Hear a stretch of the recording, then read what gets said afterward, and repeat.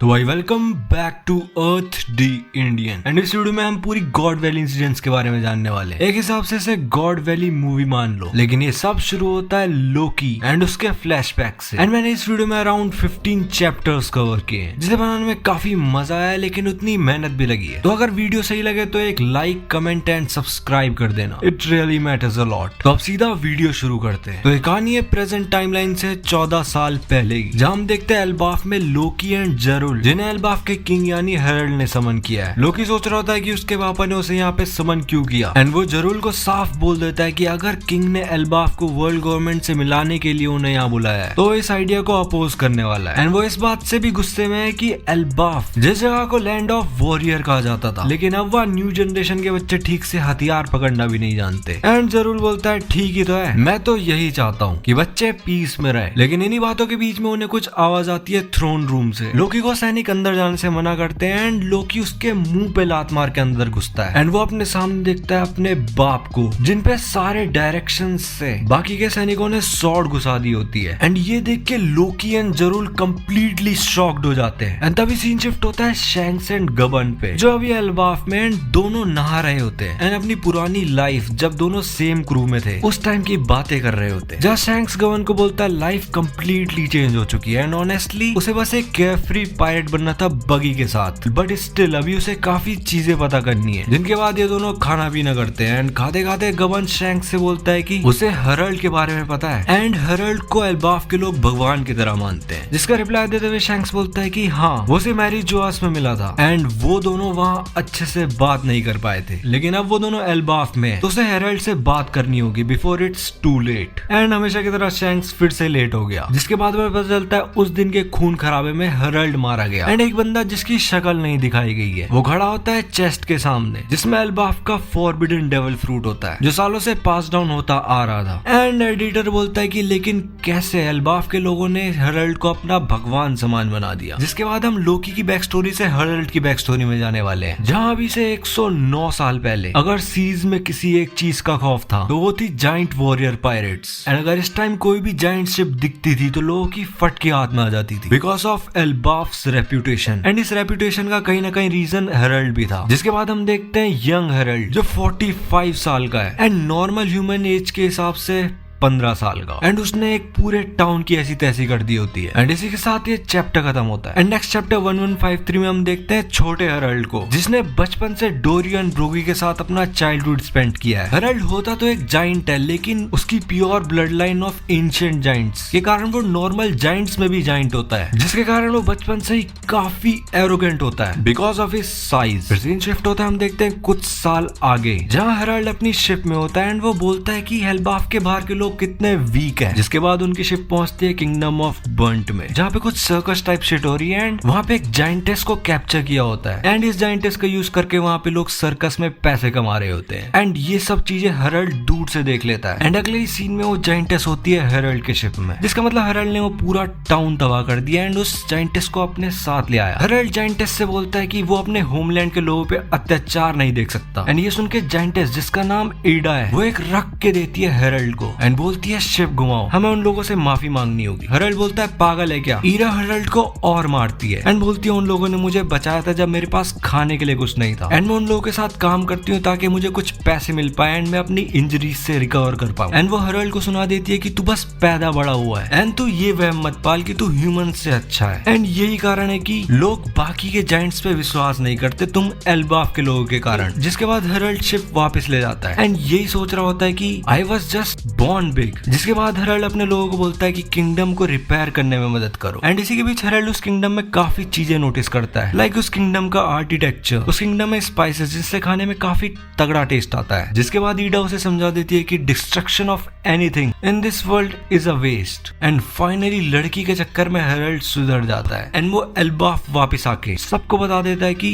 अब वो frequently travel किया करेगा एंड बाहर के लोगों से नई चीजें सीखेगा, जिससे वो एल्बाफ को प्रॉस्पेरस बना देगा। फिर काफी टाइम बीत जाता है एंड एडा को एक बच्चा पैदा होता है जिसका नाम है हजरुद्दीन। हेरल्ड काफी खुश हो जाता है सोच के कि अब वो शादी कर लेगा, लेकिन एल्बाफ के एल्डर्स उसे मना कर देते हैं, ये बोल के कि एडा बाहर की है एंड हेरल्ड एक किंग है, जिससे उसे शादी सिर्फ उस जाइंटेस से करनी होगी जो प्योर हो विद एंशिएंट जाइंट ब्लड। जिसके बाद ईडा अपने बच्चे को लेके चली जाती है अंडरवर्ल्ड में एंड हम देखते हैं एक नई जाइंटेस को जिसका नाम है एस्ट्रिड। तो एल्डर्स ने एस्ट्रिड को चूज किया है जिसके अंदर एंशिएंट जाइंट ब्लड है फॉर हेरल्ड, जहाँ पे इन दोनों की शादी वादी हो जाती है। एंड आफ्टर दैट हम देखते हैं कि कैसे हेरल्ड काफी सही रिलेशन बनाने लगता है बाकी नेशंस के साथ, उन्हें एल्बाफ की एडवांस नेविगेशन टेक्निक सिखाता है एंड इवन फिशमैन आइलैंड भी जाता है जिसके साथ प्रेजेंट टाइम से 63 साल पहले एस्ट्रिड एंड हेरल्ड का भी बेटा होता है and his name is Loki. And इस टाइम हेरल्ड एल्बाफ के बाहर है, लेकिन जैसे ही एस्ट्रिड लोकी का फेस देखती है उसकी हालत खराब हो जाती है। बेसिकली लोकी पैदा हुआ है विद स्लिट आईज जो थोड़ा बहुत सरपेंट की तरह है, जिसे देख के एस्ट्रिड बोलती है इट इज कर्स्ड एंड ये एक मॉन्स्टर है एंड सबको बोल देती है कि किंग को बोलना कि बच्चा मरा पैदा हुआ था। जिसके बाद वो लोकी को सन वर्ल्ड से नीचे फेंक देती है अंडरवर्ल्ड में। एंड नेक्स्ट पैनल में हम देखते हैं लोकी जो अभी अभी पैदा हुआ है एंड वो इतनी हाइट से गिरने के बाद भी नहीं मरा, वो धीरे धीरे अंडरवर्ल्ड से ऊपर चढ़ने लगता है इस होप से कि उसे उसकी माँ अपना लेगी। लेकिन एस्ट्रिड उसे कुछ फर्क नहीं पड़ता एंड वो सैनिकों को बोलती है कि dispose of the child. And यहाँ में पता चलता है फ्रॉम एस्ट्रिडिस की बहुत टाइम पहले एक प्रोफेसी हुई थी कि एक दिन हेरल्ड को उसका बेटा ही मार देगा। जिसके बाद एस्ट्रिड अपने विलेज भाग जाती है एंड मीनवाइल हेरल्ड की भी हालत खराब रहती है इन डिप्लोमेसी, उसके हर मूव्स को वर्ल्ड गवर्नमेंट ब्लॉक कर देती है एंड सून आफ्टर एस्ट्रिड की भी मौत हो जाती है बुरी हेल्थ के कारण। फिर हम देखते हैं कुछ टाइम हो चुका है एंड ईडा एंड हजरुद्दीन बात कर रहे होते हैं लोकी की, जहाँ पे ईडा काफी खुश होती है कि उसे लोकी से मिलने के लिए मिलेगा। लेकिन हजरुद्दीन गुस्से में बोलता है कि अगर वो आपका बेटा नहीं है तो मेरा भी भाई नहीं है, मैं उसे कभी अपना भाई नहीं मानूंगा। जिसके बाद एडिटर बताता है कि उसके बाद एल्बाफ में जो कुछ भी बुरा होता था उन सबको लोकी के ऊपर थोप दिया जाता था, ये बोल के कि लोकी इज कर्स्ड। एंड उसके बाद काफी टाइम बीत जाता है एंड हमें सीन दिखाता है 63 साल पहले का, जहाँ पे जोरुल को लिन ने पेल दिया होता है जो कि खुद एक छोटी सी बच्ची है। एंड उसके बाद एल्बाफ में अकाल पड़ जाता है, वेदर पूरा खराब हो जाता है एंड लोगों के पास खाने के लिए कुछ नहीं होता, हर तरफ लोग भूख के कारण मर रहे होते हैं। जिसके कारण एल्बाफ के अंदर ही सिविल वॉर जैसी सिचुएशन हो जाती है, एक विलेज दूसरे विलेज को लूटने लगता है। और हाँ, इस टाइम पे हेरल्ड एल्बाफ से बाहर है एंड लोकी उसकी हालत खराब है। एस्ट्रिड उसको अपने पास नहीं आने देती है एंड बोलती है कि एल्बाफ में जो कुछ भी हो रहा है उसके पीछे सिर्फ लोकी का हाथ है क्योंकि वो कर्स्ड है। दूसरी जगह पे नॉर्मल जाइंट्स एक दूसरे से लड़ रहे होते हैं टू सर्वाइव, तभी उनमें से एक जाइंट बोलता है कि ये सब उसके कारण हो रहा है, कैसल में हेरल्ड का बेटा है एंड वो कर्स्ड है एंड वो ही है इन सब का कारण। तो देखो पर्सनली मुझे ऐसा लगता है कि जो कुछ भी एल्बाफ में हो रहा है उन सब के पीछे लिन का हाथ है because of her devil fruit. लेकिन यहाँ पे सब कुछ लोकी के ऊपर थोपा जा रहा है just because of his eyes.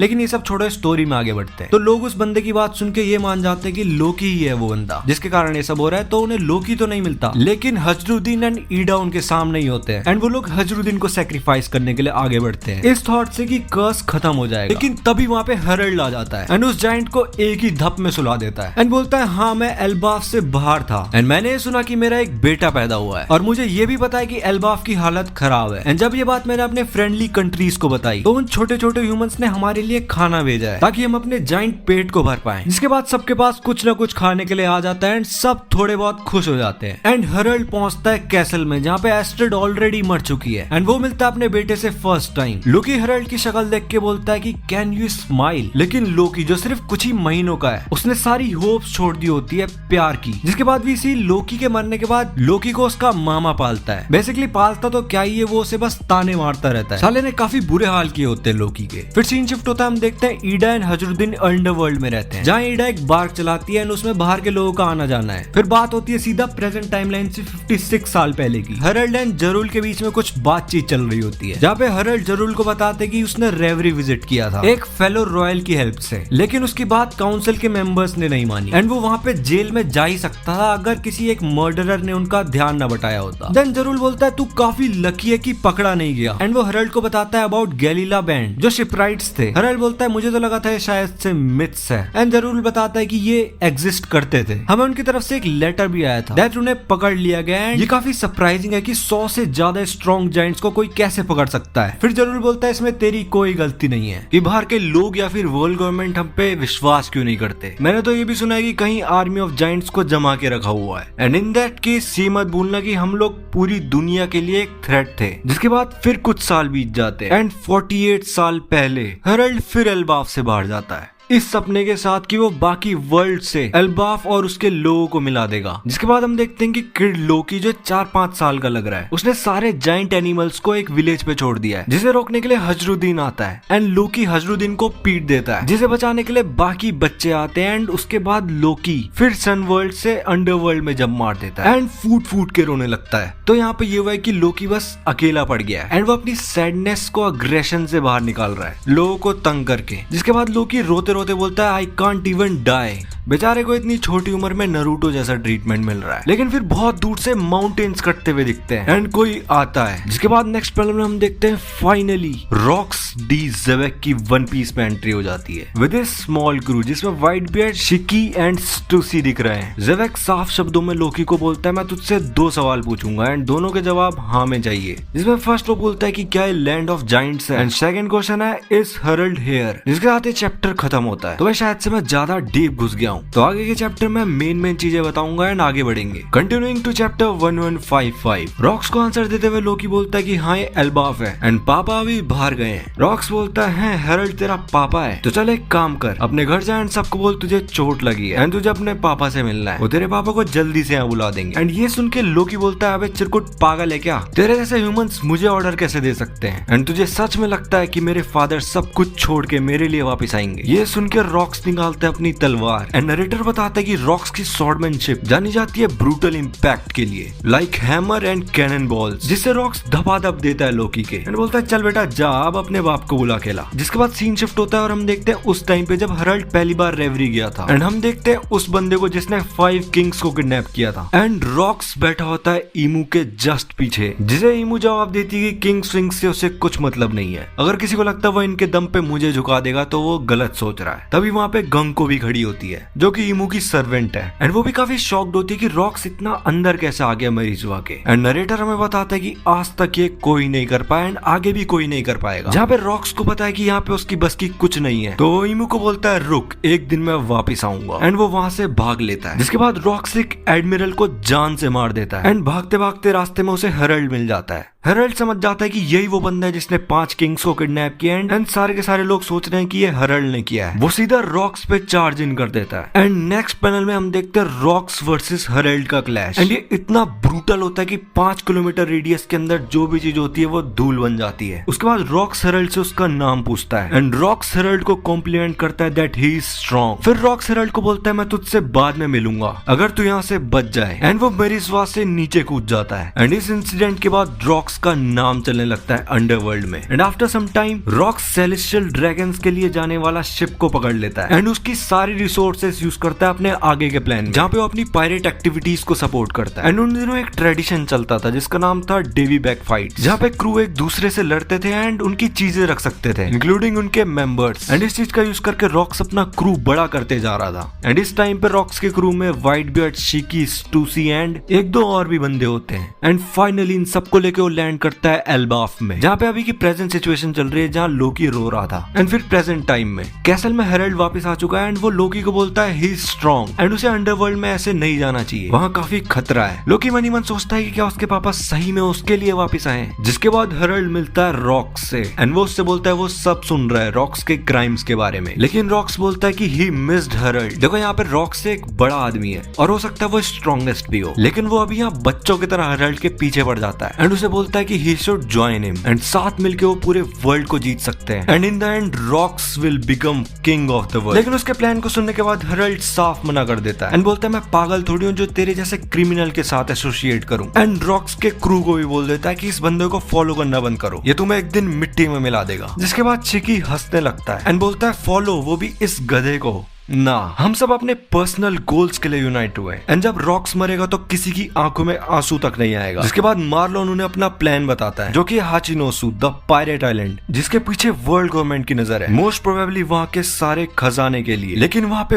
Worst criminals रहते हैं। एंड रॉक्स बोलते हैं हमारा प्लान ये है कि वर्ल्ड गवर्नमेंट से पैसे लेना इस चीज के कि हम वहाँ पे सारे पायरेट्स को भगा देंगे एंड आइलैंड गवर्नमेंट को दे देंगे, लेकिन जैसे ही हम हाचिनोसु को हरा देंगे हम आइलैंड अपने ही पास रखेंगे एंड उसे बना देंगे एक पायरेट पैराडाइज एंड वहां से हम नेवी को क्रश करना शुरू करेंगे, जिसके बाद आगे चल के हम होली लैंड को भी क्रश कर देंगे and just like that I will become the king of the world. And इतना कुछ सुनने के बाद हेरोल्ड बोलता है अच्छा वेल ये इम्पॉसिबल है क्योंकि तेरे एनिमीज काफी बड़े हैं, एक हिसाब से तू पूरे प्लेनेट से लड़ने की सोच रहा है। एंड रॉक्स बोलता है तुझे जो बोलना है वो तू बोल ले, लेकिन एक दिन ये होना ही है क्योंकि कोई भी पावर हमेशा के लिए नहीं रहती। एंड हेरोल्ड जॉइन मी, अगर हमने टीम अप कर लिया then we will be unstoppable. ये सारी बातें लोकी छुपके से सुन रहा होता है एंड मनी मन वो रॉक्स का फैन बन जाता है। जिसके बाद 4 साल हो जाते हैं एंड रॉक्स ने काफी बार हेरोल्ड को ऑफर किया होता है, लेकिन हेरोल्ड ने हर बार उसका ऑफर रिजेक्ट कर दिया एंड देखते ही देखते फाइनली उसने हाचिनोसु को अपने अंडर भी ले लिया। जिसके बाद सीन शिफ्ट होता है, हम देखते हैं कूजा पायरेट्स को एंड उनकी कैप्टन ग्लोरियोसा को। उन्होंने जस्ट अभी एक टाउन को लूटा होता है। जिसके बाद वी सी टिरियोमा, जिसे आजकल के टाइम में सब लूफी की मम्मी कह रहे हैं एंड हाँ वैसे लगती भी है। एंड हमें पता चलता है कि कैप्टन तो ग्लोरियोसा है जो खुद में ही काफी सही दिखती है, लेकिन सेकंड इन कमांड उससे भी ज्यादा खूबसूरत है, that is shaky. And next वाले हम देखते हैं रॉजर पायरेट्स का शिप वहां आने लगता है एंड आते ही रॉजर चिल्ला चिल्ला के बताने लगता है कि वो शेकी को लेने आया है एंड ये सुन के ग्लोरियोसा को गुस्सा आ जाता है। बेसिकली रॉजर को शेकी पसंद है एंड शेकी को रेली पसंद है एंड ग्लोरियोसा को रॉजर पसंद है। इसी के बीच रॉजर को शेकी पीट देती है एंड अपने क्रू को बोलती है इन पे जो भी हो सब लूट लो, लेकिन तभी वहाँ पे नेवी की शिप क्लोज इन करने लगती है, जिसे देख के कूजा पायरेट्स वहाँ से पहले ही भाग जाते हैं। रॉजर पायरेट्स भी अपना शिप घुमाने लगते हैं, बट तभी रॉजर को पता चलता है कि वो शिप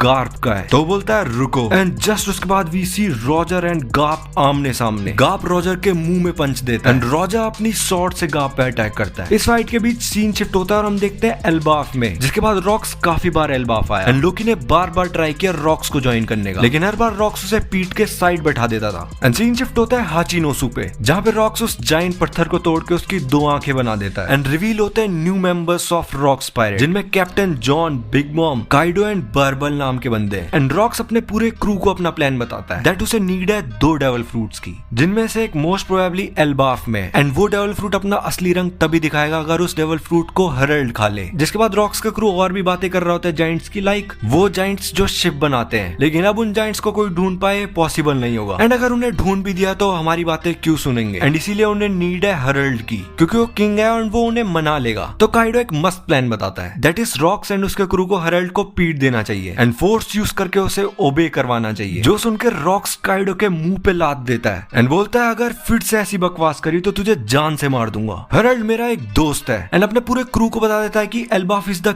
की to bring down Holy Land and जो मेरी बात नहीं मानता वो यहाँ से फुट लो, इट्स योर चॉइस कि तुम्हें अगर मेरे साथ खड़े रहना है द डे ऑफ डेस्टिनी में या नहीं। जिसके बाद रॉक्स का पूरा क्रू वर्ल्ड में तूफान मचाने लगता है, ये सब जगह जगह पे रेड्स मारते हैं एंड लूट मचा देते हैं। नेवी शिप्स को देखते ही उन पे टूट पड़ते हैं एंड उन्हें डुबा देते हैं एंड अभी सिर्फ 2 साल हुए रॉक्स के क्रू को बने हुए एंड इसी में इन्होंने 16 रेड्स मारी होती है, 76 शिप्स को डुबाया होता है एंड 14 पोर्ट्स को मिट्टी में मिला दिया होता है और एक पूरे नेशन को तबाह कर दिया, इवन इस एरा में रॉजर के रहते हुए जो कि फ्यूचर पायरेट किंग है। ये एरा जाना जाता था as an era of Rocks. फिर सीन शिफ्ट होता है, हम देखते हैं न्यू वर्ल्ड में, जहाँ पे हेरोल्ड जिसके सामने एक पूरा नेशन तबाह हो चुका है बिकॉज वो एक नॉन एफिलिएट नेशन है एंड वर्ल्ड गवर्नमेंट हेरोल्ड को बोलती है कि साइड हट जा, अगर उसने कुछ भी करा तो उसकी मेंबरशिप की बिड खराब हो सकती है। लेकिन हेरोल्ड यहाँ इसलिए है क्योंकि ये वही नेशन है जिसने बहुत टाइम पहले एल्बाफ की हेल्प करी थी उन्हें खाना देकर एंड हेरोल्ड बिना सोचे समझे वर्ल्ड गवर्नमेंट की शिप पे कूद पड़ता है एंड इस खबर को मैनिपुलेट करके पूरे वर्ल्ड में फैला दिया जाता है कि हेरोल्ड ने इनोसेंट सिविलियंस की शिप पे अटैक कर दिया है। ये सुनकर रॉक्स एल्बाफ वापस जाता है एंड हेरोल्ड को मनाने लगता है कि देखा बोला था ना वो लोग खराब है, लेकिन अगेन हेरोल्ड रॉक्स को ज्वाइन करने से मना कर देता है इस आस में कि एक दिन वर्ल्ड गवर्नमेंट उसे ज्वाइन करने देगी। एंड दूसरी साइड नेवी हेडक्वार्टर्स में Garp, Sengoku, Otsuru and admiral Kong बैठे हैं, जहाँ पे गाप एक सजेशन देता है कि उन्हें जल्दी से जल्दी एल्बाफ को वर्ल्ड गवर्नमेंट में एंट्री दे देनी चाहिए ताकि एल्बाफ के लोग नेवी ज्वाइन कर पाए। लेकिन कोंग की कौन सुने, सारे ऑर्डर्स तो ऊपर से आते हैं। एंड उसके बाद सीन शिफ्ट होता है हाचिनोसु पे, जो कि अब से 42 साल पहले का सीन है, जहाँ कूजा पायरेट्स की शेकी ने अपना पुराना क्रू छोड़ दिया एंड वो अब हाचिनोसु में आ गई है, जहाँ वो अब एक बार रन करेगी। एंड उसे देख के रॉक्स का पूरा क्रू बावला हो जाता है, जहाँ पे हम देखते हैं even rocks and white beard भी पागल हो चुके हैं शेकी को देखकर। एंड फिर अगले पैनल में हम देखते हैं 5 एल्डर्स जो एक बात कर रहे होते हैं कि हेरोल्ड को बता दो Elbaf can join world government but with one condition and that is उसे रॉक्स को मारना होगा। जिसके बाद in next chapter we see Roger जो काफी उदास है for some reason and Roger का क्रू से न्यूज देता है है दैट शेकी ने पायरेट आइलैंड में एक बार खोल लिया है। गवर्न रेली को बोलता है कि रॉजर इतना उदास क्यों है, एंड ये उस टाइम से हुआ है जब तूने और कैप्टन ने अकेले में कुछ बात करी थी। एंड तब हमें दिखाया जाता है कि उन्होंने क्या बात करी थी, जहाँ पे रेली रॉजर को एक पेज दिखाता है जिसमें लिखा हुआ है कम फाइंड मी, एंड ये रेली को दिया होता है शेकी ने। रॉजर गुस्से में रेली को बोलता है क्या ये सच है, एंड रेली बोलता है कि मुझे इतना जल्दी किसी बंधन में नहीं बनना। Then directly in present Roger अपने क्रू की बात सुन के पूरा पंप हो जाता है एंड बोलता है still haven't given up, and वो निकल पड़ते हैं रॉक्स की टेरिटरी में। फिर सीन शिफ्ट होता है, हम देखते हैं मैरिजुआ में प्रेजेंट टाइम से 40 साल पहले, जहाँ गार्लिंग काफी इम्पेशेंट होता है एंड वर्ल्डर्स को बताता है अबाउट हिज प्लान कि एक पर्टिकुलर आइलैंड में रुका था एंड उसने उन्हें पहले ऑफर किया था वर्ल्ड गवर्नमेंट में आने के लिए, लेकिन उन्हें उससे कुछ मतलब नहीं था। वो लोग बस अपने ट्रेडिशंस में बिजी थे। एंड यस, वो जगह काफी रिच एंड रिसोर्सेस। एंड एक और बात, वहाँ मुझे एक और चीज मिली है and I am sure Imu will be pleased. तो मेरा प्लान ये है कि नेक्स्ट टूर्नामेंट इन 2 years हो इन गॉड वैली। फिर सीन शिफ्ट होता है शेकी के बार में एंड यहाँ के कुछ रूल्स है, लाइक जो भी शेकी का बार विजिट करने आएगा उससे यहाँ कोई फाइट नहीं करेगा। बार के अंदर रॉक्स एंड उसका पूरा क्रू बैठा होता है एंड शेकी ये नोटिस करती है कि रॉक्स अब उसमें इतना इंटरेस्टेड नहीं है, जिसका रीजन स्टूसी बताती है दैट इज रॉक्स ने ऑलरेडी किसी वुमेन से शादी कर ली है एंड उसका एक बच्चा भी है। एंड तभी बार में एंट्री मारता है रॉजर एंड उसका पूरा क्रू एंड आते ही सब शेकी शेकी करने लगते हैं। रॉक्स रॉजर को देख के उससे भिड़ जाता है एंड रॉक्स रॉजर को याद दिलाता है कि ये उसका आइलैंड है। दूसरी साइड रॉजर रॉक्स को याद दिलाता है कि ये शेकी का बार है एंड यहाँ पे फाइट करना अलाउड नहीं है, तो चुपचाप बैठ जा। उसके बाद वही सब रॉजर सिंपिंग करता है शेकी के लिए एंड ग्लोरियोसा करती है रॉजर के लिए, लेकिन वो ये ना जो चीज हमें चाहिए उसे हम नहीं चाहिए एंड जिसे हम चाहिए वो किसको चाहिए। जिसके बाद कुछ टाइम हो जाता है एंड हम पहुंच जाते हैं एल्बाफ में, जहाँ पे हेरल्ड ने एल्डर्स का ऑफर एक्सेप्ट कर लिया है एंड वो टूट पड़ता है रॉक्स पे।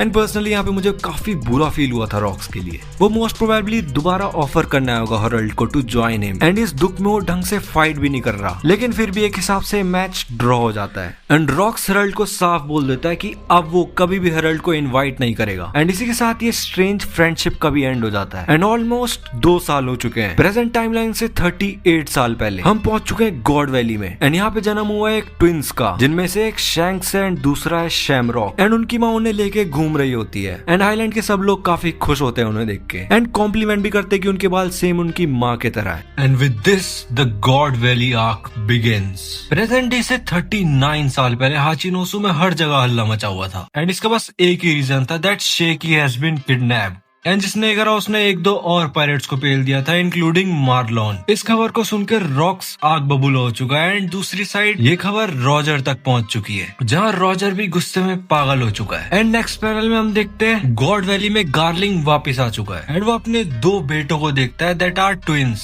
Shanks and Shamrock. एंड वहाँ शैंक्स की माँ काफी खुश होती है because he is back and बोलती है कि गार्लिंग को अब उन्हीं के साथ गॉड वैली में रहना चाहिए, लेकिन गार्लिंग बोलता है ये नहीं हो सकता बिकॉज ये आइलैंड दुनिया से गायब होने वाला है एंड मैंने ऑलरेडी अपने लिए एक वर्दी वाइफ ढूंढ ली है। अगर मैं इस टूर्नामेंट में जीत गया तो वो मेरी होगी। एंड शैंक्स की माँ बोलती है कौन सा टूर्नामेंट, एंड ये बोलते ही गार्लिंग घप करके शैंक्स की माँ पे अपनी सॉर्ड मार देता है एंड इसी के साथ टूर्नामेंट की प्रिपरेशन शुरू हो जाती है। गॉड वैली के सिटीजन्स को नेवी पकड़ने लगती है। तभी next panel we see young Dragon जो नेवी में है एंड वो अपने सीनियर से पूछता है कि ये सब क्या हो रहा है एंड क्यों हो रहा है एंड इसकी जरूरत क्या है, यहाँ नॉर्मल लोगों को पकड़ क्यों रहे हैं। ये सब सुनकर उसके सीनियर बोलते हैं कि चुप करके अपना काम कर। एंड तभी आइलैंड में मरीन्स की एक और शिप आ जाती है जिसमें भी काफी स्लेव्स हैं, इंक्लूडिंग इवान, जिनी एंड कुमा। दूसरे साइड पूरे वर्ल्ड को पता चल गया कि शेकी कहाँ है, जिसके साथ रॉक्स का पूरा क्रू निकल पड़ते हैं गॉड वैली की तरफ। And side by side Roger को भी एक खबर मिल जाती है एंड वो अपना शिप घुमा लेता है गॉड वैली की डायरेक्शन में to get Shakky before Rocks. Roger की गॉड वैली में जाने की खबर से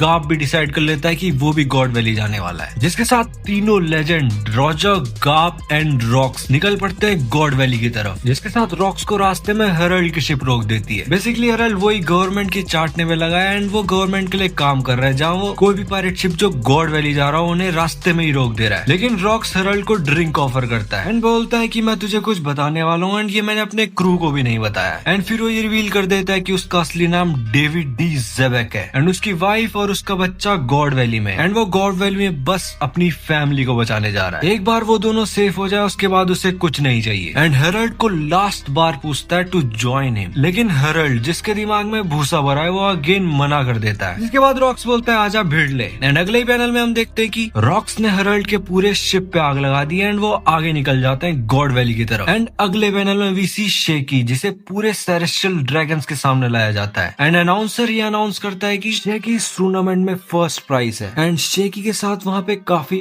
और प्राइज है, including devil fruits. And shaky के लिए इवन गार्लिंग एंड सोमर्स भी झगड़ रहे हैं कि उसे कौन जीतेगा। Then in next panel we see young Dragon जो एक रूम के सामने से जा रहा होता है एंड वहाँ से उसे आवाज सुनाई देती है। एंड वो आवाज है शैंक्स की मम्मी की। एंड वो मरते मरते शैंक्स एंड शैमरॉन को ड्रैगन को थमा देती है एंड बोलती है कुछ भी कर, लेकिन ये बच्चे उन मॉन्स्टर्स के हाथों में नहीं आने चाहिए। एंड अगले ही पैनल में हम देखते हैं छोटा सा ब्लैक बियर्ड जो रो रहा है एंड उसकी माँ उसे दिलासा देते हुए बोलती है रो मत, तुझे जीना होगा। उसके बाद अनाउंसर बोलता है कि टूर्नामेंट में सिर्फ बकेनियर ही नहीं, लेकिन 800 साल बाद डेवी फैमिली आई है। एंड स्टेज में सारे डेवी क्लैन के मेंबर्स को लाइन से खड़ा कर देते हैं, जिनमें रॉक्स की वाइफ एंड हमारा बच्चा टीच भी है। सेलेस्टियल ड्रैगन चाकू तलवार एंड पत्थर फेंक फेंक के उन्हें मार रहे होते हैं एंड चिल्ला चिल्ला के बोलते हैं इनकी ब्लड लाइन को मिटा दो। एंड फिर सीन शिफ्ट होता है, हम देखते हैं ड्रैगन जो शैंक्स और शैमरॉक को लेके भाग रहा होता है ताकि गार्लिंग उन्हें अपने साथ मरीज हुआ न ले जाए एंड अपने जैसा ना बना दे। जिसके बाद फाइनली हंटिंग गेम शुरू हो जाता है एंड हर जगह खून ही खून। सेलेस्टियल ड्रैगन्स गॉड वैली के सिटीजन्स को मारना शुरू कर देते हैं एंड होली नाइट्स भी चालू हो जाते हैं, जहाँ गार्लिंग अपनी तलवार से जो सामने आता है उन्हें मारता जाता है। And same with Gunko, Somers and other Holy Knights. And ये क्रुएलिटी देख के ड्रैगन की हालत खराब हो जाती है। तभी अपने सामने देखता है कुमा, जिसे कोई रैंडम सा सेलेस्टियल ड्रैगन गोली मारने वाला होता है, लेकिन जस्ट उसके पहले ड्रैगन उसे अपनी गन से मार देता है, सेविंग कुमा, इवान एंड जेनी। जिसके बाद सीन शिफ्ट होता है, हम देखते हैं गॉड वैली पे एंट्री मारता है रॉक्स पायरेट्स, जहाँ सबका अलग अलग गोल है। रॉक्स जिसे अपनी फैमिली को बचाना है, काइडो एंड बिग मॉम जिन्हें डेविल फ्रूट्स चुराने हैं, कैप्टन जॉन जिसे सिर्फ ट्रेजर से मतलब है, एंड बाकी का क्रू सिर्फ शेकी के लिए यहाँ पे आया। एंड जैसे ही रॉक्स इस आइलैंड पे पैर रखता है, वो उसके सामने जो भी आ रहा है उनको फाड़ता हुआ आगे निकल रहा है। उसका पूरा crew marines and celestial dragon पे टूट पड़ते हैं। एंड इसी अफरा तफरी के बीच रॉक्स का क्रू भी आइलैंड पे एंट्री मार देता है, जहाँ रॉजर चिल्ला के अपने क्रू को बोलता है कि मैं शेकी को बचाने जा रहा हूँ, तुम सब ट्रेजर चुराने पे फोकस करो। लेकिन नेक्स्ट पैनल हम देखते हैं कि रॉजर गिरा हुआ है एंड उसका पूरा क्रू उसके ऊपर से चला गया शेकी को बचाने के लिए। जिसके बाद हम देखते हैं कि गार्लिंग अनाउंस कर देता है गेम इज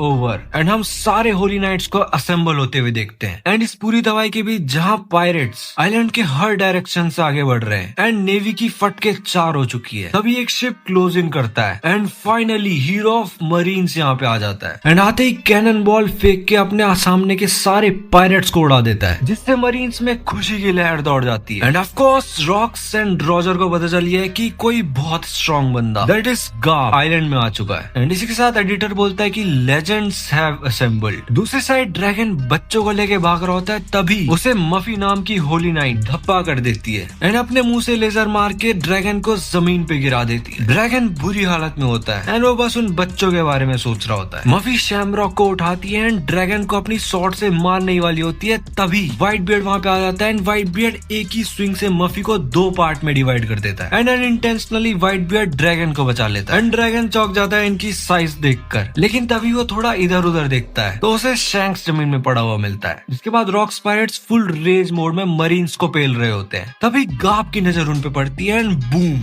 एक ही मुक्के में Whitebeard, big mom and Kaido तीनों भागने लगते हैं बिना पीछे मुड़े, because they have no reason to fight Garp, क्योंकि उससे लड़ना मतलब मामला खत्म है। एंड ऑफ कोर्स वो हारेंगे नहीं, लेकिन गाब भी नहीं हारेगा, जिससे काफी सारा टाइम वेस्ट हो जाएगा। तो बिग मॉम ज़्यूस एंड परमीथियस का कंबाइन अटैक करती है गाब पे, जो इतना मैसिव होता है कि आइलैंड के दूसरे हिस्से में भी दिखाई देता है। सब सोचते हैं कि गाब इज डन फॉर, लेकिन तभी डेविल की तरह गाब आग से बाहर निकलता है एंड बोलता है this isn't even hot enough to cook a prime rib Linlin. इन सब का फायदा उठा के ड्रैगन शैंक्स को उठाता है एंड वहां से कल्टियो लेता है। जिसके बाद रॉक्स पायरेट्स, जिनमें रॉक्स कहीं गायब है, एंड रॉजर पायरेट्स आमने सामने आ जाते हैं। दोनों का प्लान एक ही है, टू सेव शेकी। लेकिन सबसे पहले हमें दिखाया जाता है सोमर्स, जो उस रूम में आ चुका है जहाँ पे शेकी है एंड शेकी को एक थप्पड़ मारता है एंड शेकी फाइट बैक करने का ट्राई करती है, बट इट इज यूजलेस। सोमर्स अपना वेपन खींच के देता है शेकी को। जिसके बाद सीन शिफ्ट होता है, हम देखते हैं Roger pirates and rocks pirates एक दूसरे से भिड़ चुके हैं, जहाँ पे रॉजर एंड व्हाइट बियर्ड का क्लैश हो जाता है एंड रॉजर एली को बोलता है मैं इन्हें संभालता हूँ, तू आगे जा एंड शेकी को बचा। वहीं दूसरी तरफ सोमर्स शेकी को जान से मारने वाला होता है, तभी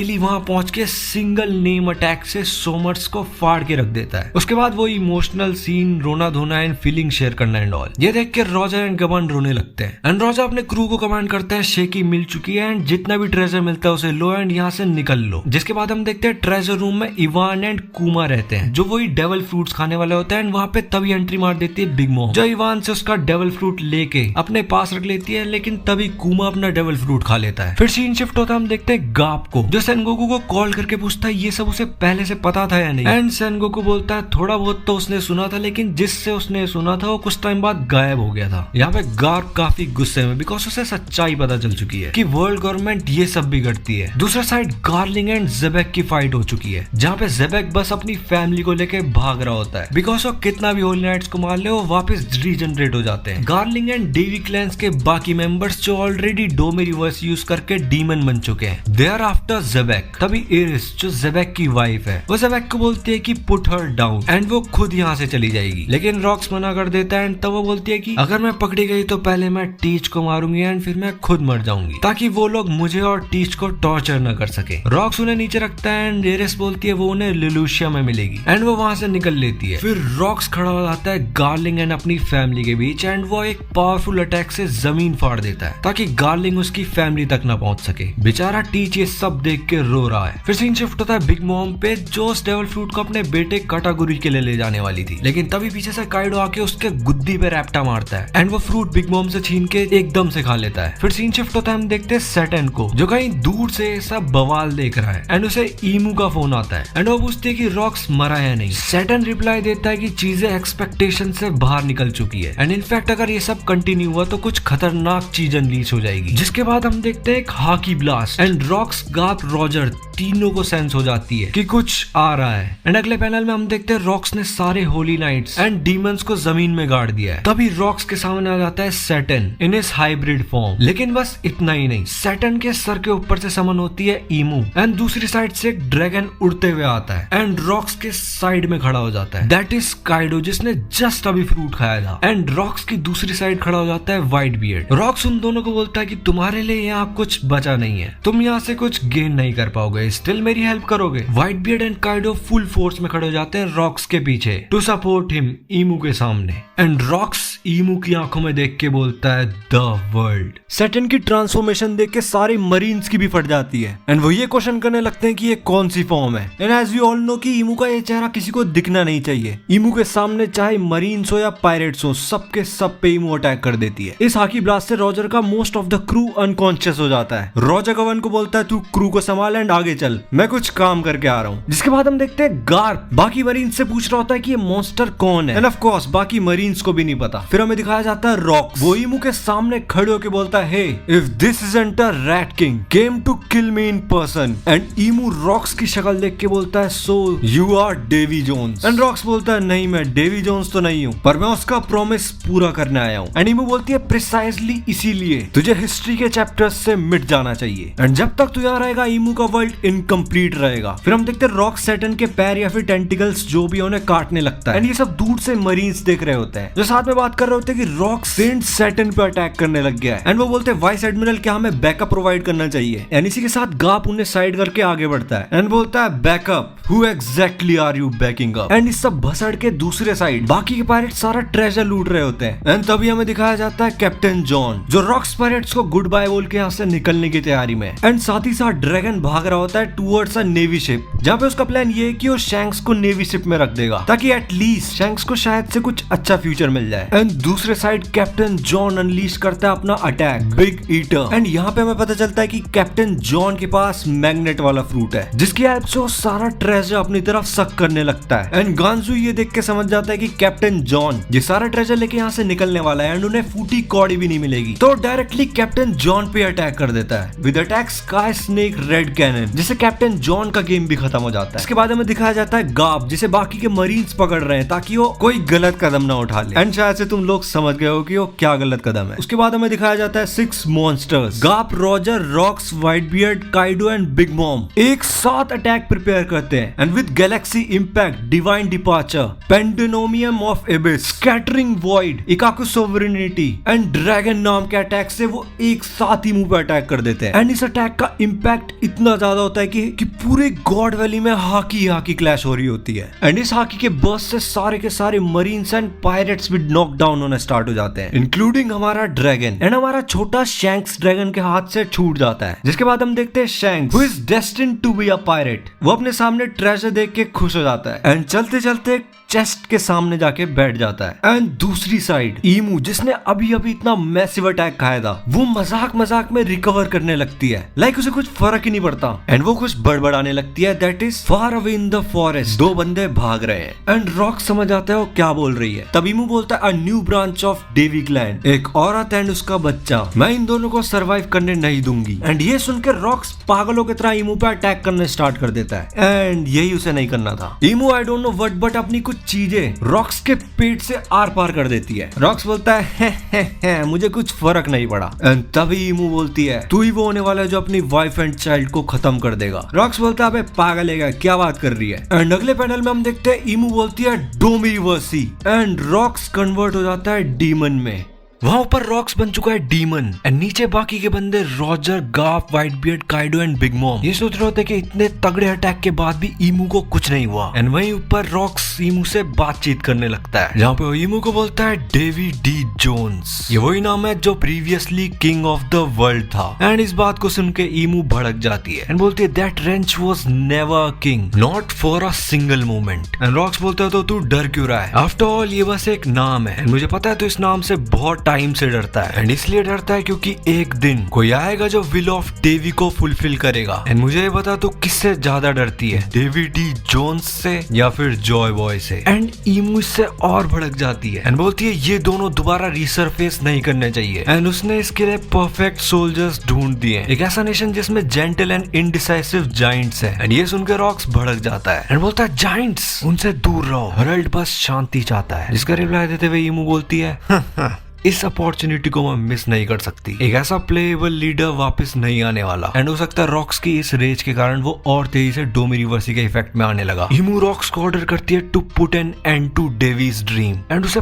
पटक देती है बाकी लोगों के सामने, जहाँ पे वो गिरता है big Mom, Kaido and white beard के आगे। ये सब सोचते हैं कि उसे क्या हुआ, लेकिन डोमिनिवर्सी के इफेक्ट के कारण उसको बैक इन द माइंड से ईमू ऑर्डर दे रही होती है and that is annihilate Davy's lineage with your own hand. And इसके बीच में जो कुछ भी है उन सबको मार दे। रॉक्स एकदम से खड़ा हो जाता है एंड बिग मॉम उसे देख के बोलती है ये मेरे को ही बड़ा दिख रहा है, सच में बड़ा हो गया है। बेसिकली रॉक्स डोमिनिवर्सी के कारण काफी बड़ा हो गया है साइज में। एंड वो अपने सामने देखता है काइडो को, जिसको पटक के माउंटेन्स में फेंक देता है। लिन बोलती है कि रॉक्स हम एलाइज नहीं थे क्या, ये क्या कर रहा है। एंड अगले ही पल रॉक्स लिन को भी लात मार के सुला देता है। एंड फिर आगे आता है white beard. Rocks and white beard का क्लैश होता है, जहाँ रॉक्स यूज करता है अपनी sword and white beard use करता है अपना डेविल फ्रूट, जिसका इम्पैक्ट इतना तगड़ा होता है कि गॉड वैली में जो दो माउंटेन्स थे उनमें से एक माउंटेन पूरा जमीन में गिर जाता है। एंड इसके बाद व्हाइट बियर्ड का नामो निशान नहीं मिलता, या तो रॉक्स उसे छोड़ के आगे भाग जाता है टुवर्ड्स हिज फैमिली। दूसरे साइड सारे पायरेट्स ट्रेजर लेके अभी भी भाग ही रहे। एंड वहीं पे हमारा ड्रैगन साबोडी वाले लूफी की तरह रो रहा है जमीन पे गिर के एंड अपने आप को कोस रहा है कि वो एक बच्चे को भी नहीं बचा पाया। वहीं एक तरफ कुमा एंड इवान ये बात कर रहे होते कि उन्हें भी यहाँ से निकल लेना चाहिए। यहाँ पे कुमा बोलता है कि मेरे को अभी भी चेक करना होगा कि कोई बाकी तो नहीं रह गया है। एंड तभी उसे कोई लोग स्पॉट भी हो जाते हैं, लेकिन तभी सीन शिफ्ट होता है, हम देखते हैं कैप्टन जॉन अभी भी नहीं मरा एंड गांजुई को भी शिकी धोखा दे चुका है एंड ट्रेजर लेके इस आइलैंड से फुट लेता है। तभी हम देखते हैं रॉक्स एरिस के पीछे आ जाता है, जिसके हाथ में ब्लैक बियर्ड है। एंड एरिस समझ जाती है कि वो हार चुका है एंड बोलती है आई एम सॉरी, ये मेरा ही फॉल्ट है, तुम्हें इस आइलैंड में आना पड़ा हमें बचाने के लिए, even when you weren't ready. And full speed में भाग रही होती है कोस्ट लाइन की तरफ, ताकि वो सी में जंप कर दे एंड स्विम करके यहाँ से निकल जाए एंड डेवी क्लैन को बचा ले। लेकिन इट्स टू लेट, रॉक्स ने अपना अटैक प्रिपेयर कर दिया था to kill Iris and Blackbeard together, लेकिन हमारा सेवियर कुमा बिल्कुल एक्सैक्ट टाइम में वहां पहुंच जाता है and using his devil fruit दोनों को आइलैंड से गायब कर देता है। इमू सोचती है कि उन दोनों का काम तमाम हो चुका है एंड वो रॉक्स को ऑर्डर देती है कि आइलैंड में जितने भी बंदे हैं सबको मार दे। वहीं दूसरी तरफ गार्प एंड रोजर को कॉल आता है उनकी शिप की तरफ से टू कम बैक, लेकिन दोनों बोलते हैं कि हम आ जाएंगे, तुम आइलैंड से दूर हो जाओ। डोमिनिवर्स में पागल हुआ रॉक्स सबके ऊपर टूट रहा होता है, लेकिन तभी रोजर एंड गार्प को कुछ आवाज सुनाई देती है एंड वो आवाज है रॉक्स की, जहाँ पे वो वॉइस ऑफ ऑल थिंग्स का यूज कर रहा है to communicate with Roger and Garp. And वो रोते हुए दोनों को बोलता है Roger Garp please kill me. Imu समझ जाती है कि इस आइलैंड में और भी डेवी है। एंड नेक्स्ट सीन में हम देखते हैं रॉजर एंड गाप के सामने खड़ा है रॉक्स, एंड ऐसा वैसा रॉक्स नहीं, साइज में enlarged with most probably extra power, battle hungry, kill thrust से भरा हुआ रॉक्स। दोनों बोलते हैं bring it on rocks, and rocks टूट पड़ता है रॉजर एंड गाप के ऊपर। रॉक्स एंड रॉजर की शॉट एक साथ टकराती है एंड रॉजर रॉक्स के मुंह पे पंच कर देता है, लेकिन इससे रॉक्स को कुछ फर्क नहीं पड़ता एंड वो रॉजर एंड गाप दोनों को पेन की रिपल्शन टेक्निक की तरह उड़ा देता है एंड इन सब से स्काई स्प्लिट हो जाता है। दूसरी साइड सारे survivors like Silva X and Shiki and बाकी के पायरेट्स आइलैंड छोड़ के भागने लगते हैं। गाप एंड रॉजर की शिप से बंदे अगेन उनसे पूछते हैं कि क्या सीन है and when will they come back, लेकिन दोनों उन्हें बोल देते कि आइलैंड से दूर हो जाओ and I will make it back for sure. फिर अपना अपना कोट फेंक देते हैं एंड अगेन खड़े हो जाते हैं in front of rocks. Roger gap को बोलता है कि थोड़ी देर के लिए दुश्मनी साइड रख लें एंड गाप भी लाइक आइडिया बुरा नहीं है स्पेशली इस सिचुएशन में, लेकिन तभी रॉक्स दोनों पे एक तगड़ा अटैक कर देता है, लेकिन दोनों इस अटैक को डॉज कर देते हैं। गाप स्पीड में जाकर रॉक्स का पैर पकड़ता है एंड उसे अपनी स्ट्रेंथ से दूर फेंक के मारता है। दूसरी साइड रेली सबको बोलता है कि सब शिप में चलो, नहीं तो रॉजर वहां हमारे लिए फाइट करता रहेगा। एंड नेक्स्ट पैनल में हम बिग मॉम एंड काइडो को भी फेयरवेल देख लेते हैं एंड दोनों प्लेयर्स लेते हैं कि वो आने वाले टाइम में एक दूसरे को क्रश कर देंगे एंड बैक टू फाइट जहां पे रॉक्स बुरी तरह से दोनों को पेल रहा होता है बिकॉज वो उन पे अटैक लैंड ही नहीं कर पा रहे थे। फिर हम आते हैं व्हाइट बियर्ड पे एंड वो भी आइलैंड से निकलने लग रहा है, लेकिन तभी उसे पीछे से एक बंदा रोक लेता है एंड बोलता है to join his crew and वो व्हाइट बियर्ड का काफी बड़ा फैन भी है एंड वो है पोलोग्राम। और हाँ, शक्ल से समझ गए हो कि he is father of Marco. वही मरीन्स की शिप में बवाल हो चुका है जहाँ पे ड्रैगन ने अपने सीनियर को धमकी दे दी है कि आइलैंड पे कोई भी इनोसेंट सिविलियन को नहीं उठाया तो वो उसको जान से मार देगा। वहीं दूसरी साइड रेली एंड गबन निकल पड़ते हैं वापस to God Valley, of course Roger को बचा के लाने के लिए। एंड फिर हमें दिखाया जाता है सैटर्न जिसे ईमू पोजेस कर रही है एंड वो ऑर्डर देती है कि ये आइलैंड ये कभी एग्जिस्ट ही नहीं करता एंड इस आइलैंड को दुनिया के नक्शे से मिटा दो। फिर back to Roger and Garp जहाँ पे रॉजर गाप को बोलता है कि तुझे इन सब चीजों के बारे में पता था about these monsters and Garp बोलता है ना, यहाँ पे हम दोनों सेम पेज पे हैं। एंड फिर रॉजर गाप को इनवाइट करता है to join his crew but Garp मना कर देता है ये बोल के कि फिर मरीन्स का क्या होगा। एंड उसके बाद रॉजर गाप को बोलता है कि वो कॉन्करस हाकी कोटिंग यूज कर रहा है, फिर भी उसके अटैक से रॉक्स को कुछ फर्क नहीं पड़ रहा है। गाप रॉजर को बोलता है कि इट्स बिकॉज रॉक्स भी कॉन्करर हाकी यूज कर रहा है टू गार्ड हिमसेल्फ। रॉजर बोलता है एग्जैक्टली, और वैसे हम इस मॉन्स्टर को मैच नहीं कर सकते, तो नेक्स्ट टाइम जब हम कॉन्करस हाकी यूज करेंगे तो we have to give it our 100%। And Garp बोलता है इससे even we won't survive. And Roger बोलता है हाँ उसकी मत सोच, जिसके बाद रॉजर रोने लगता है बिकॉज वो रॉक्स की फ्रस्ट्रेशन समझ पा रहा था एंड उसे ये समझ नहीं आ रहा कि उसे शांत करने के लिए क्या बोले। गाप उसे बोलता है रोने का टाइम नहीं है, रेडी हो जा। फिर हम देखते हैं गाप एंड रॉजर का final attack, infinitum explosion and S. ये इतना डिस्ट्रक्टिव होता है कि रॉक्स फाइनली हार जाता है एंड उसके अंदर की डार्कनेस उसकी बॉडी से निकल जाती है एंड इसी के साथ रॉक्स एंड रॉक्स पायरेट्स दोनों का एंड हो जाता है एंड रॉक्स के जाने के बाद गॉड वैली का एंड होता है। तो देखो भाई नो इसके बाद आफ्टरमैथ ऑफ गॉड वैली आएगा एंड अगर तुम्हें ये वीडियो पसंद आई एंड तुम अभी तक यहाँ पे हो तो कमेंट कर दो because it really matters a lot. And bro subscribe the channel and ये वीडियो अपने उस दोस्त के साथ शेयर कर दो जिसने अभी तक गॉड वैली नहीं देखा एंड देखते हैं हाउ दिस वीडियो परफॉर्म्स, उसके हिसाब से आफ्टरमैथ की वीडियो भी डाल दूंगा। So like comment share subscribe, मिलते हैं नेक्स्ट वीडियो में, टिल देन बाय बाय।